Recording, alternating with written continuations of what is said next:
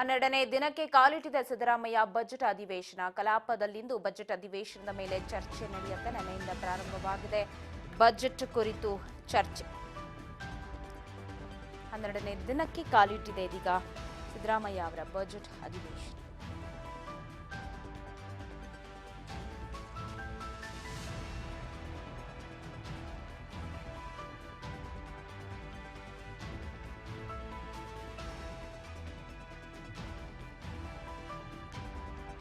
ನಿನ್ನೆಯಿಂದಲೂ ಪ್ರಾರಂಭವಾಗಿದೆ ಬಜೆಟ್ ಮೇಲಿನ ಚರ್ಚೆ.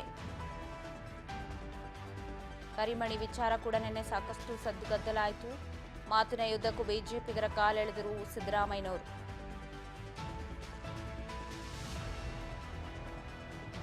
ಅಶೋಕ್ ಯತ್ನಾಳ್ ವಿರುದ್ಧ ಸಿದ್ದರಾಮಯ್ಯ ನಿನ್ನೆ ವಾಗ್ದಾಳಿಯನ್ನ ನಡೆಸಿದ್ರು.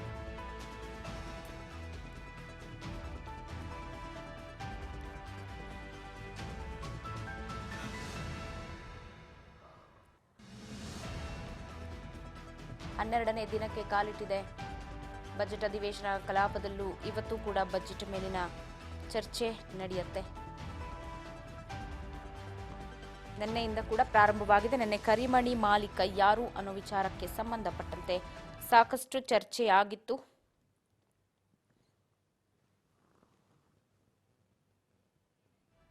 ಯತ್ನಾಳ್ ಹಾಗೆ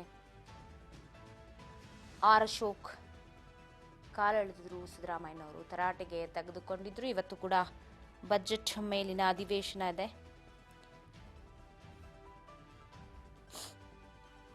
ಏನೆಲ್ಲ ಚರ್ಚೆ ಆಗತ್ತೆ ಅನ್ನೋದನ್ನ ನೋಡಬೇಕು. ಮಾತಿನ ಯುದ್ಧಕ್ಕೆ ಬಿಜೆಪಿಗರ ಕಾಲೆಳೆದಿದ್ರು ಸಿದ್ದರಾಮಯ್ಯ. ಕರಿಮಣಿ ಮಾಲೀಕ ಯಾರು ಅನ್ನೋದನ್ನ ನೀವೇ ಹೇಳಬೇಕು ಅಂತ ಹೇಳ್ತಾ ಅಶೋಕ್ ಹಾಗೆ ಯತ್ನಾಳ್ ವಿಚಾರಕ್ಕೆ ಮಾತನಾಡಿದ್ರು. ಇವತ್ತು ಕೂಡ ಅಧಿವೇಶನದಲ್ಲಿ ಬಜೆಟ್ ವಿಚಾರದಲ್ಲೇ ಚರ್ಚೆ ಇದೆ. ಇವತ್ತೇನೆಲ್ಲ ಆಗುತ್ತೆ ಅನ್ನೋದನ್ನ ಕಾದು ನೋಡ್ಬೇಕಿದೇನು. ಆರಂಭವಾಗಿದೆ ಈಗಾಗಲೇ ಚರ್ಚೆ.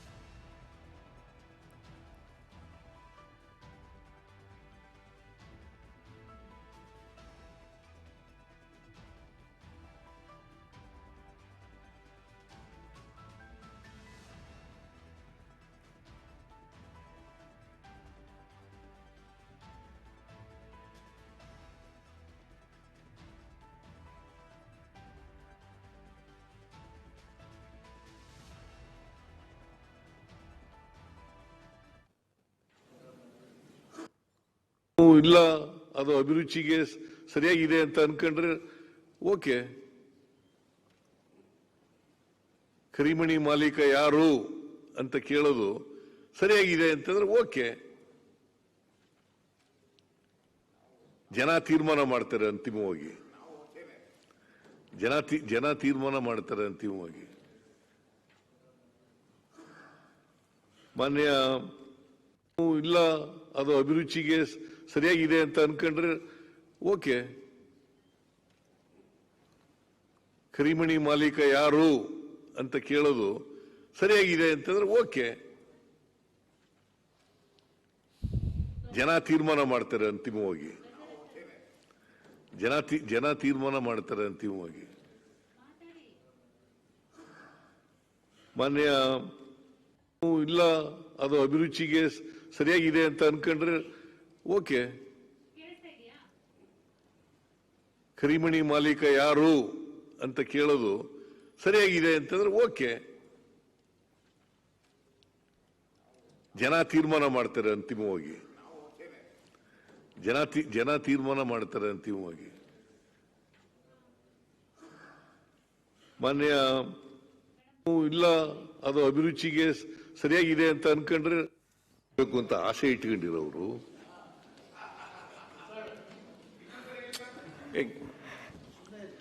ಮಧ್ಯ ಹೇಳೋಗಿಲ್ಲ. ಅವರೇ ಅಟ್ಟೆ ಆಗ್ಬೇಕನ್ನು ಯಾರಿದ್ದವ್ರು ನಾವು ಯಾಕೆ ಆಗ್ಬಾರ್ದು? ಸಾಮಾನ್ಯ ಒಬ್ಬ ನಂದೇನ್ ತಕರಾರು ಇಲ್ಲ. ಅವ್ರು ಏನ್ ಹೇಳಿದ್ದಾರೆ? 124 ಜನರಲ್ಲಿ 224 75 ಜನರಲ್ಲಿ ಯಾರು ಯಾರು ಬೇಕಾದ್ರೂ ಆಗ್ಬೋದು. ಸಂವಿಧಾನದಾಗ ಯಾರು ಬೇಕಾದವ್ರ ಅಧಿಕಾರ ಇದೆ. ಆಗ್ಬೋದು, ನೀವು ಆಗ್ಬೋದು, ಸಿದ್ದರಾಮಯ್ಯನವ್ರಿಗೆ ಅಷ್ಟೇ ಇಲ್ಲ.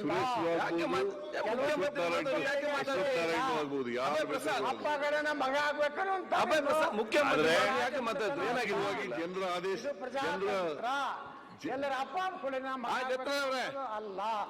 ಈಗ ಅಧ್ಯಕ್ಷರೇ, ಅಲ್ಲ ಯತ್ನಾಳ್ ಅವ್ರು ಸುಳ್ಳು ಹೇಳ್ತಾರೆ. ನಾವು ಏನಪ್ಪ ಮಾತಾಡ್ಬೇಕು.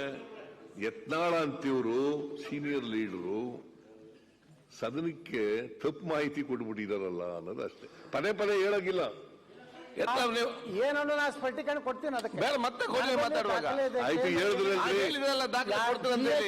ಕೊಟ್ಟಿದ್ದಾರೆ, ನೀರಾವರಿ ಯೋಜನೆಗಳಿಗೆ ಆಯ್ತು, ಮತ್ತೆ ಬಜೆಟ್ ಅಲ್ಲಿ ಮಾತಾಡೋದು ಕೊಡಿ ಎಲ್ಲಾನು ನಾನು ಓಕೆ. ನಾನು ಬಜೆಟ್ ಭಾಷಣದಲ್ಲಿ ಹೇಳ್ತೇನೆ. ಈಗ ಮಾನ್ಯ ಅಧ್ಯಕ್ಷರೇ, ಪದೇ ಪದೇ ಇದ್ರೆ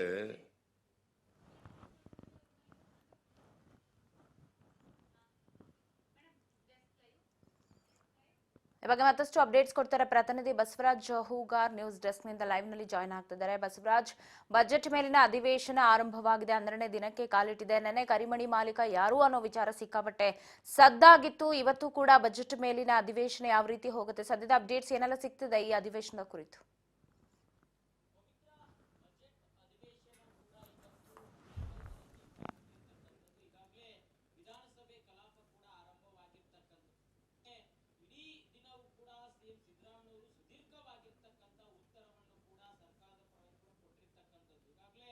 ಏನು SCP TSP ಹಣವನ್ನು ವಿವಿಧ ಗ್ಯಾರಂಟಿಗಳಿಗೆ ಬಳಸಿಕೊಂಡಿದ್ದಾರೆ ಅನ್ನುವಂತಹ ಆರೋಪ ಏನಿತ್ತು, ಅದಕ್ಕೆ ರಾಜ್ಯಪಾಲರ ಭಾಷಣದ ಮೇಲೆ ವಿರೋಧ ಪಕ್ಷದ ನಾಯಕರಾಗಿರ್ತಕ್ಕಂಥ ಆರ್ ಅಶೋಕ್ ಅವರು ಸೇರಿದಂತೆ ಪ್ರತಿಪಕ್ಷಗಳ ನಾಯಕರು ಕೂಡ ಅದಕ್ಕೆ ಒಂದಿಷ್ಟು ಪ್ರಶ್ನೆಗಳನ್ನು ಕೇಳುವ ಮುಖಾಂತರ ಕೂಡ ಸರ್ಕಾರಕ್ಕೆ ಕೂಡ ಉತ್ತರವನ್ನು ಕೂಡ ಕೊಡಿ ಅನ್ನುವಂಥ ಮಾತನ್ನು ಕೂಡ ಕೇಳಿದ್ರು. ಅದರಂತೆ ನಿನ್ನೆ CM ಸಿದ್ದರಾಮಯ್ಯವರು ಸುದೀರ್ಘವಾಗಿರ್ತಕ್ಕಂಥ ಉತ್ತರವನ್ನು ಕೊಡುವ ಮುಖಾಂತರ ಕೆಲವೊಂದಿಷ್ಟು ವಾಗ್ವಾದಗಳು ಕೂಡ ನಡೆದವು. ಪರ ವಿರೋಧಗಳು ಕೂಡ ವ್ಯಕ್ತವಾದಂತಹ ಸಂದರ್ಭದಲ್ಲಿ ಬಿಜೆಪಿ ನಾಯಕರನ್ನು ಕೂಡ ಕಾಲೆಳೆಯುವಂತ ಕೆಲಸವನ್ನ CM ಸಿದ್ದರಾಮಯ್ಯವರು ಮಾಡಿದ್ರು. ಕರಿಮಣಿ ಮಾಲೀಕ ಯಾರು ಅನ್ನುವಂತ ವಿಚಾರವನ್ನು ಕೂಡ ಯಾರಾದ್ರೂ ಆಗಬಹುದು, ಅವ್ರದೇ ಆಗಿರ್ತಕ್ಕಂಥ ಹಿರಿತನ ಇರುತ್ತೆ, ವ್ಯಕ್ತಿತ್ವ ಇರುತ್ತೆ ಅನ್ನುವಂತ ರೀತಿಯಲ್ಲಿ ಕೂಡ ಮತ್ತು ವಿಪಕ್ಷಗಳ ನಡುವೆ ಒಂದಿಷ್ಟು ವಾಗ್ವಾದಗಳು ಶುರು ಆದವು. SCP TSP ಹಣದ ವಿಚಾರಕ್ಕೆ ಸಂಬಂಧಪಟ್ಟಂತೆ ಕೂಡ ಸಾಕಷ್ಟು ವಿಚಾರಗಳು ಚರ್ಚೆ ಆದಂತ ಸಂದರ್ಭದಲ್ಲಿ ನಮ್ಮ ಸರ್ಕಾರ ಯಾವುದೇ ರೀತಿ ಗ್ಯಾರಂಟಿಗಳಿಗೆ ಅಂತಂದ್ರೆ SCP TSP ಏನು ಕಾಯ್ದೆ ಇದೆ ಅದರ ಆಧಾರದ ಅಡಿಯಲ್ಲೇ ನಾವು ಹಣವನ್ನು ಬಳಸ್ಕೊಳ್ತಾ ಇದ್ದೀವಿ ಹೊರತು ಬೇರೆ ಯಾವುದೇ ಯೋಜನೆ ಬಳಸ್ಕೊಳ್ತಾ ಇಲ್ಲ ಮಾತನ್ನು ಕೂಡ ಪ್ರಬಲವಾಗಿ ವಾದವನ್ನ ಮಂಡನೆ ಮಾಡಿದ್ರು. ಆದ್ರೆ ಇದಕ್ಕೆ ಬಿಜೆಪಿ ನಾಯಕರು ಸಾಕಷ್ಟು ತೀವ್ರವನ್ನ ವ್ಯಕ್ತ ಏನು ಈಗಾಗಲೇ ಒಂದ್ ಕಡೆ SCP TSP ಯೋಜನೆಗೆ ಯಾವ ರೀತಿ ಶಿಕ್ಷಣ ಮತ್ತು ಆರೋಗ್ಯ ಇಂತ ಬಸವರಾಜ್ ಧ್ವನಿಯಲ್ಲಿ ಸಾಕಷ್ಟು ಡಿಸ್ಟರ್ಬೆನ್ಸ್ ಇದೆ ಬಸವರಾಜ್. ಬಳಸಬಾರದು ಅನ್ನುವಂತ ನಿಟ್ಟಿನಲ್ಲಿ ಕೂಡ ಹೇಳ್ತೀರಿ, ಆದ್ರೆ ನೀವು ಗ್ಯಾರಂಟಿಗಳಿಗೆ ಬಳಸ್ಕೊಂಡಿದ್ದೀರಿ ಅನ್ನುವಂತ ಮಾತನ್ನು ಕೂಡ ಪ್ರಶ್ನೆಯನ್ನ ಮಾಡ್ತಾರೆ. ಹಾಗಾಗಿ ಈಗ ಪರ ವಿರೋಧಗಳು ಕೂಡ ವ್ಯಕ್ತವಾಗಿರ್ತಕ್ಕಂಥದ್ದು. ಇವತ್ತು ಬಜೆಟ್ ಮೇಲಿನ ಚರ್ಚೆ ಕೂಡ ಆರಂಭವಾಗ್ತಕ್ಕಂಥದ್ದು. ಬಜೆಟ್ ಮೇಲೆ ಹಲವಾರು ನಾಯಕರು ಕೂಡ ಒಂದು ಏನು ತಮ್ಮದೇ ಆಗಿರ್ತಕ್ಕಂಥ ಒಂದು ಭಾಷಣ ಕೂಡ ಮಾಡಿರ್ತಕ್ಕಂಥದ್ದು ಮತ್ತು ಕೆಲವೊಂದಿಷ್ಟು ಪ್ರಶ್ನೆಗಳನ್ನು ಕೂಡ ಸರ್ಕಾರದ ಮುಂದಿಟ್ಟಿರ್ತಕ್ಕಂಥದ್ದು. ಹಾಗಾಗಿ ಬಜೆಟ್ ಮೇಲೆ ಯಾರ್ಯಾರು ಮಾತಾಡಿದ್ದಾರೆ ಅವೆಲ್ಲ ನಾಯಕರಿಗೂ ಕೂಡ ಇವತ್ತು ಉಲ್ಲೇಖಿಸಿ ಸರ್ಕಾರದ ಪರವಾಗಿ ಕೂಡ CM ಸಿದ್ದರಾಮಯ್ಯ ಕೂಡ ಉತ್ತರವನ್ನು ಕೊಡಲಿದ್ದಾರೆ. ಸಾಕಷ್ಟು ಬಜೆಟ್ನಲ್ಲಿ ಅನುದಾನಗಳ ವಿಚಾರಕ್ಕೆ ಸಂಬಂಧಪಟ್ಟಂತೆ ಆಗಿರ್ಬೋದು, ಗ್ಯಾರಂಟಿಗಳ ಯೋಜನೆ ಅಡಿಯಲ್ಲಿ ಶಾಸಕರಿಗೆ ಬರುವಂತ ಅನುದಾನದ ಕೊರತೆ ಕೂಡ ಆಗಿರ್ತಕ್ಕಂಥದ್ದು. ಹಾಗಾಗಿ ಅನುದಾನಗಳನ್ನು ಸರ್ಕಾರ ಕೊಡಬೇಕು, ಸರ್ಕಾರ ಆರ್ಥಿಕವಾಗಿರ್ತಕ್ಕಂಥ ದಿವಾಳಿ ಆಗಿದೆ ಅನ್ನುವಂತ ಮಾತನ್ನು ಕೂಡ ಪ್ರತಿಪಕ್ಷಗಳ ನಾಯಕರು ವಾದವನ್ನು ಕೂಡ ಮಾಡಲಿದ್ದಾರೆ. ಹಾಗಾಗಿ ಇದಕ್ಕೆ ಸರ್ಕಾರ ಯಾವ ರೀತಿಯಾಗಿ ಉತ್ತರ ಕೊಡುತ್ತೆ ಅನ್ನುವಂಥದ್ದು ಸಾಕಷ್ಟು ಕುತೂಹಲ ಕೆಡೆ ಮಾಡಿಕೊಡ್ತಾ ಇದೆ. ಈಗಾಗಲೇ ಶಾಸಕರಿಗೆ ಕೂಡ ವಿಶೇಷವಾಗಿರ್ತಕ್ಕಂಥ ಅನುದಾನ ಕೂಡ ಕೊಡ್ಲಿಕ್ಕೆ ಸರ್ಕಾರ ಹಿಂದೇಟು ಹಾಕಿಲ್ಲ. ಆದ್ರೆ ವಿಪಕ್ಷಗಳು ರಾಜಕೀಯವಾಗಿರ್ತಕ್ಕಂಥ ವಿರೋಧವನ್ನು ವ್ಯಕ್ತಪಡಿಸ್ತಾ ಇದ್ದಾರೆ. ಇದರಲ್ಲಿ ಯಾವುದೇ ರೀತಿ ಸತ್ಯ ಇಲ್ಲ ಅನ್ನುವಂತ ಮಾತನ್ನು ಕೂಡ ಆಡಳಿತಾರೂಢ ಪಕ್ಷ ವಾದವನ್ನು ಕೂಡ ಇವತ್ತು ಮಾಡಲಿದ್ದಾರೆ. ಪವಿತ್ರ ಹಾಗೆ ಸಂಪರ್ಕದಲ್ಲಿರಿ ಬಸವರಾಜ್, ಮತ್ತೆ ಮಾತನಾಡಿಸ್ತೀನಿ. ಎಂದು ಕೂಡ ಅಧಿವೇಶನದಲ್ಲಿ 4% ಮೀಸಲಾತಿ ವಿಚಾರ ವಾಗ್ಯುದ್ಧಕ್ಕೆ ಕಾರಣವಾಗಲಿದೆ. ಮುಸ್ಲಿಮರಿಗೆ ನೀಡಿದಂತಹ ಮೀಸಲಾತಿ ವಿಚಾರ ಇಂದು ಕೂಡ ಬಹಳಷ್ಟು ಚರ್ಚೆಗೆ ಕಾರಣವಾಗುತ್ತೆ ಸದನದಲ್ಲಿ.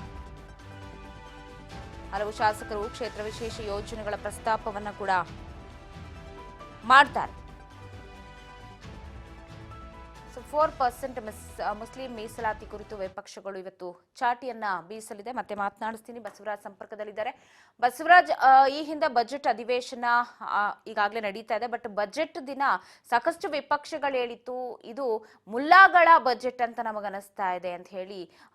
ವಿಪಕ್ಷ ನಾಯಕ ಆಗಿರಬಹುದು, ಜೊತೆಗೆ ರಾಜ್ಯಾಧ್ಯಕ್ಷರಾಗಿರ್ಬೋದು, ಇದೆಲ್ಲ ಮುಸ್ಲಿಮರ ಬಜೆಟ್ ಕೊಟ್ಟಿದ್ದಾರೆ, ಇವರು ಜನಸಾಮಾನ್ಯರಿಗೆ ಕೊಟ್ಟಿದ್ದ ಬಜೆಟ್ ಅಂತ ನಮಗೆ ಕಾಣಿಸ್ತಿಲ್ಲ ಅಂತ. ಅದಾದ ನಂತರ 4% ಮುಸ್ಲಿಮರಿಗೆ ಮೀಸಲಾತಿ ವಿಚಾರ ಕೂಡ ಎಲ್ಲೋ ಒಂದು ಸಚಿವ ಸಂಪುಟದಲ್ಲಿ ಚರ್ಚೆ ಆಗಿದ್ದ ವಿಚಾರ ಕೂಡ ಸಾಕಷ್ಟು ಒಂದು ರೀತಿ ಗೊಂದಲಕ್ಕೆ ನಿರ್ಮಾಣ ಆಗಿತ್ತು. ಇವತ್ತು ಆ ವಿಚಾರ ಕೂಡ ದೊಡ್ಡ ಮಟ್ಟದಲ್ಲಿ ವಾಗ್ಯುದ್ಧಕ್ಕೆ ಕಾರಣವಾಗುತ್ತಾ ಅಂತ ಮೀಸಲಾತಿ ಕುರಿತು? ಪವಿತ್ರ, ಬಜೆಟ್ ಮಂಡನೆ ಮಾಡಿದಂಥ ಸಂದರ್ಭದಲ್ಲಿ ಪ್ರತಿಪಕ್ಷಗಳ ನಾಯಕರು ಸಾಕಷ್ಟು ಆರೋಪವನ್ನ ಸರ್ಕಾರದ ಮೇಲೆ ಮಾಡಿರ್ತಕ್ಕಂಥದ್ದು. ಈ ಬಜೆಟ್ನಲ್ಲಿ ಮುಸ್ಲಿಂ ಸಮುದಾಯಕ್ಕೆ ಹೆಚ್ಚಿನವಾಗಿರ್ತಕ್ಕಂಥ ಯೋಜನೆಗಳನ್ನ ಕೊಟ್ಟಿದ್ದಾರೆ, ಹಣವನ್ನು ಕೂಡ ಮೀಸಲಿಟ್ಟಿದ್ದಾರೆ. ಆದರೆ ಇನ್ನುಳಿದ ಸಮಾಜಕ್ಕೆ ಹಣವನ್ನ ಕೊಟ್ಟಿಲ್ಲ ಅನ್ನುವಂಥದ್ದು, ಹಾಗಾಗಿ ಇದು ಹಲಾಲ್ ಕಟ್ ಬಜೆಟ್ ಅನ್ನುವಂಥದ್ದನ್ನು ಕೂಡ ಸಾಕಷ್ಟು ಒಂದು ಕಡೆ ಆರೋಪವನ್ನು ಕೂಡ ಮಾಡಿದ್ರು. ಅದಾದ ಬಳಿಕ ಮುಸ್ಲಿಂ ಸಮುದಾಯಕ್ಕೆ ಅಂದ್ರೆ ಅಲ್ಪಸಂಖ್ಯಾತರಿಗೆ 4% ಅಂತಕ್ಕಂಥದ್ದು ಗುತ್ತಿಗೆಯಲ್ಲಿ ಮೀಸಲಾತಿ ಕೊಟ್ಟಿರ್ತಕ್ಕಂಥದ್ದು ದೊಡ್ಡ ಮಟ್ಟದಲ್ಲಿ ತೀವ್ರವಾಗಿ ಖಂಡನೆ ಕೂಡ ಮಾಡ್ತಾ ಇದ್ದಾರೆ.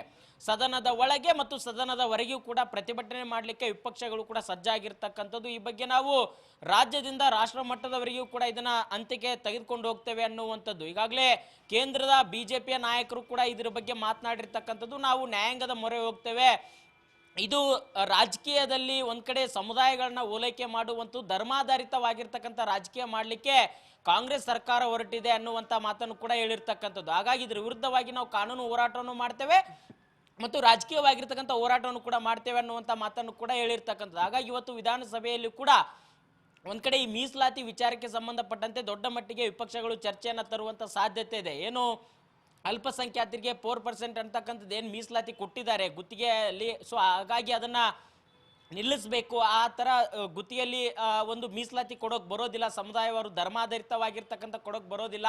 ಇದೆಲ್ಲ ಒಂದ್ ಕಡೆ ಧರ್ಮಗಳ ನಡುವೆ ಸಂಘರ್ಷ ಉಂಟು ಮಾಡುವಂತ ಪ್ರಯತ್ನಕ್ಕೆ ಕಾಂಗ್ರೆಸ್ ಸರ್ಕಾರ ಹೋಗ್ತಾ ಇದೆ ಅನ್ನುವಂಥದ್ದನ್ನು ಕೂಡ ಇವತ್ತು ಪ್ರಬಲವಾಗಿರ್ತಕ್ಕಂಥ ಒಂದು ಚರ್ಚೆಯನ್ನು ಕೂಡ ಮಾಡಲಿದ್ದಾರೆ. ಹಾಗಾಗಿ ಆದರೆ ಸರ್ಕಾರ ಇದಕ್ಕೆ ಉತ್ತರ ಕೊಡುವಂಥದ್ದು ಅಲ್ಪಸಂಖ್ಯಾತರಂತಂದ್ರೆ ಅದಕ್ಕೆ ಮುಸ್ಲಿಂ ಸಮುದಾಯ ಅಷ್ಟೇ ಬರೋದಿಲ್ಲ, ಏನು ಅಲ್ಪಸಂಖ್ಯಾತ ಹಿಂದುಳಿದ ವರ್ಗಗಳೇನು ಬರ್ತವೆ, ಜೈನ್ ಆಗಿರ್ಬೋದು, ಕ್ರೈಸ್ತ ಆಗಿರ್ಬೋದು, ಇವೆಲ್ಲ ಸಮುದಾಯಗಳು ಕೂಡ ಅದರಲ್ಲಿ ಬರ್ತವೆ ಅನ್ನುವಂಥ ಮಾತನ್ನು ಕೂಡ ಏನು ಪ್ರತಿಪಕ್ಷಗಳು ವಾದ ಮಾಡಿದಂಥ ಸಂದರ್ಭದಲ್ಲಿ ಅದಕ್ಕೆ ತಿರುಗೇಟು ಕೊಡುವಂಥ ಪ್ರಯತ್ನಕ್ಕೂ ಕೂಡ ಮುಂದಾಗುವಂಥ ಸಾಧ್ಯತೆ. ಹಾಗಾಗಿ ಇವತ್ತು ಏನು ಅಲ್ಪಸಂಖ್ಯಾತರಿಗೆ 4% ಅಂತಕ್ಕಂಥ ಗುತ್ತಿಗೆಯಲ್ಲಿ ಮೀಸಲಾತಿ ಕೊಟ್ಟಿದ್ದಾರೆ, ಅದನ್ನೇ ದೊಡ್ಡ ಮಟ್ಟಿಗೆ ಚರ್ಚೆಗೆ ತರುವಂಥದ್ದು. ಈ ನಡುವೆ